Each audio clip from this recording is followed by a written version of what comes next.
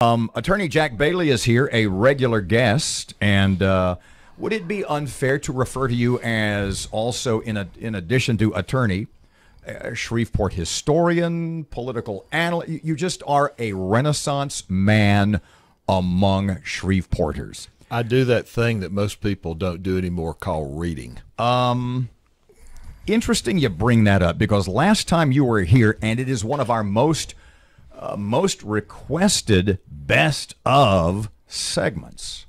And it had to do with, and we've played it a couple of times recently, just because of all the stuff going on in Shreveport. We have a mayoral election on the way, and it's a lot of pre-election debate about what the issues are going to be. Primarily, what are we going to do in Shreveport to get jobs? We need money. The people here need a little walking around cash. What are the leaders, either in office now or in the future, going to do? But what I wanted to start off with in the first segment with you, and we were talking on the phone the other night, and good Lord, do our conversations on the phone ever take it? It's like we tack around, to say the least. But we were talking about specifically Donald Trump and his recently instituted tariffs, steel industry, I think aluminum was one, etc. And despite the fact that you have a history, as you refer to yourself, a yellow dog Democrat, Republican kryptonite, you are also, for any number of reasons, you are a Donald Trump guy. Explain to everybody why, when it comes to things like tariffs and, or as the president refers to it, make America great again, why you think America has fallen into the we're not so great area, and how that specifically has hurt us here at home.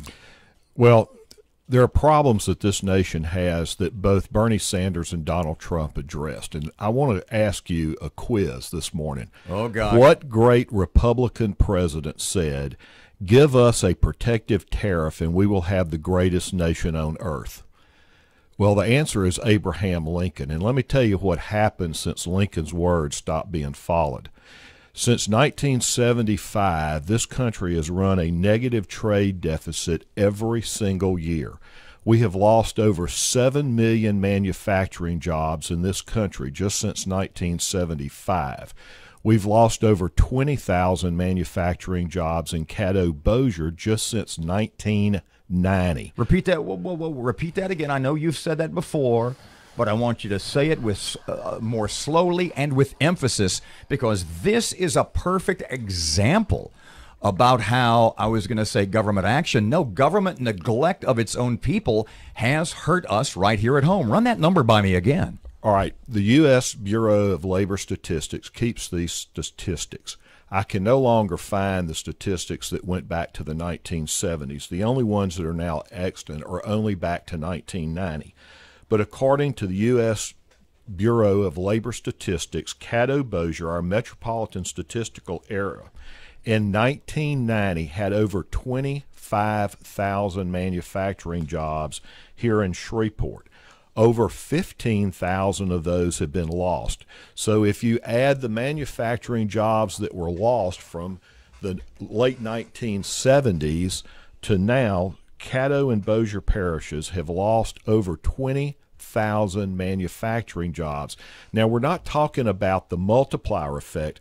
We're talking about 20,000 people that were sitting at the assembly line.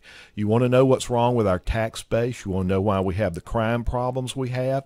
You want to know why there's not economic opportunity here? Well, there you go. And let me just mention one other thing to you. So the Economist magazine, which is supposedly the premier business publication of the world, it is the principal cheerleader of the neoliberal agenda on trade. And I have a quote from The Economist from last November about America. And here's what they were talking about in a trade article at the same time they were talking about how we needed more so-called free trade.